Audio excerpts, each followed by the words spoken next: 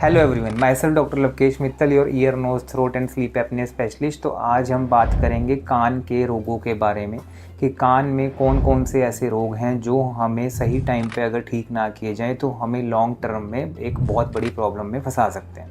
अगर आपको कान में से रेशा बहता है कभी 2 महीने बाद, कभी 3 महीने बाद, कभी 4 महीने बाद, देयर हाई लाइकली चांसेस कि कान में आपके छेद हो सकता है।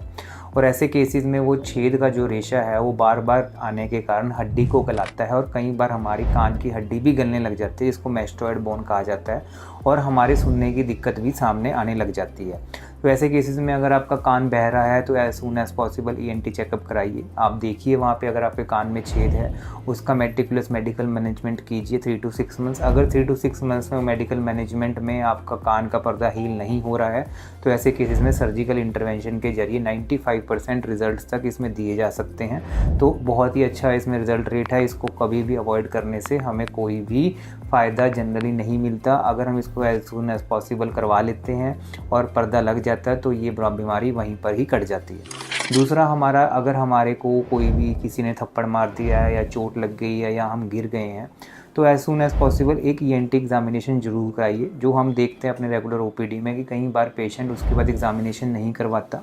और उसके कान में छेद हो चुका होता है या वहाँ पे कोई ऐसा जख्म हो चुका होता है जिसको एंटीबायोटिक कवर की ज़रूरत होती है, और उसको अनदेखे में पेशेंट को 3, 4, 5, 6 महीने बाद समझ में आता है कि वहाँ से पस बहने लग गई है। तो ऐसे केसेस में फिर वही कैस्केड दोबारा से शुरू हो जाता है कि कान में बार बार पस बहना, हड्डी गलना, ये सब में फिर उसको सुनने की दिक्कत और या फिर कई बार ब्रेन तक भी ये इन्फेक्शन जा सकती है। तो जब भी अगर आपको कोई चोट लगती है या फिर कोई ट्रॉमा या कोई थप्पड़ लगता है तो ऐसे केसेस में एक ईएनटी एग्जामिनेशन जरूर कराइए। तीसरा जो हम देखते हैं वो है हमारे कान की शैं की आवाज़ें, जो काफ़ी लोगों को बहुत ज़्यादा परेशान करती हैं और जिनको कई बार पेशेंट ये भी समझ लेता है कि ये कभी ठीक नहीं होंगी। जनरली इसकी डायग्नोसिस बनाना थोड़ा सा मुश्किल रहता है। अगर इसकी डायग्नोसिस हमें मिल जाए कि उसकी पैथोलॉजी क्या है, कि वो क्यों हो रही है, हमारे कान में शैं क्यों उत्पन्न हो रही हैं, हमारी ब्रेन का इशू है, हमारा ईयर का इशू है, हमारा मिडल ईयर का इशू है या हमारे एक्सटर्नल ईयर का इशू है, तो ऐसे केसेस में इसकी डायग्नोसिस बना के इसका सिंपल एंड क्लियर अगर हम इसका ट्रीटमेंट करें और 1 to 1 पे रहें और जल्दी इसको एक्सपेक्ट ना करें कि हमें बहुत जल्दी इसमें रिजल्ट्स मिलेंगे, तो हमने जनरली देखा है कि 3 से 6 महीने में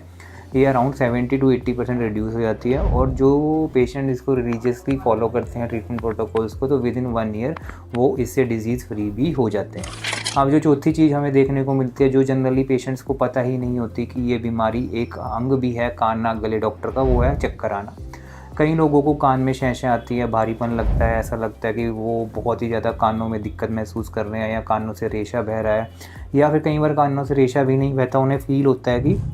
कान में कोई फ्लूइड है, और कई बार साथ साथ उनको चक्कर या स्पिनिंग भी फील होने लग जाती है। तो ऐसे केसेस में पेशेंट को एक ईएनटी एग्जामिनेशन कराना बहुत सक्सेसफुल उसको रिजल्ट्स की तरफ लेके जाता है। अगर आप कोई भी इन प्रॉब्लम से जूझ रहे हैं और कोई भी ऐसा आपको डेफिनेटिव डायग्नोसिस बनाने वाला डॉक्टर या आपको कोई डेफिनेटिव डायग्नोसिस समझाने वाला डॉक्टर नहीं मिल रहा तो आप हमारे को हीलिंग हॉस्पिटल सेक्टर 34 में आकर एक बार मिल सकते हैं। आई प्रॉमिस यू कि जितना भी हमारे को इस चीज़ के रिलेटेड नॉलेज रहती है हम पेशेंट को वो प्रोवाइड करना पसंद करते हैं, बिकॉज़ एक बार अगर पेशेंट को एजुकेट कर दिया जाए रिगार्डिंग द डिज़ीज़ तो वो बहुत ही ईजी हो जाता है कि पेशेंट और डॉक्टर दोनों आपस में मिलकर उस डिज़ीज़ को भगा सकते हैं। Thank you.